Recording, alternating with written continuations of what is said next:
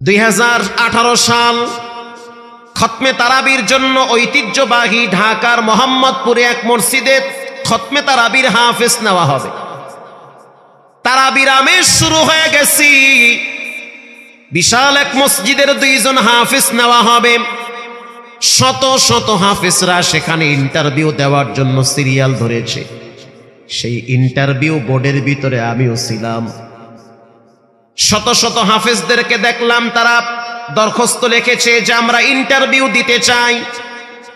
আমরাও তাদের দরখাস্তগুলো অ্যাকসেপ্ট করলাম।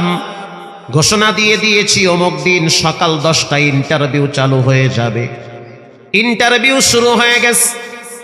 120 জনের মতো খতমে তারাবির হাফেজদের ইন্টারভিউ নিলাম। স্থানীয় টিউনো সাহেব ছিল, গণ্যমান্য ব্যক্তি ছিল, আশেপাশের বড় বড় মাদ্রাসার মুহাদ্দিস সাহেবরা ছিল।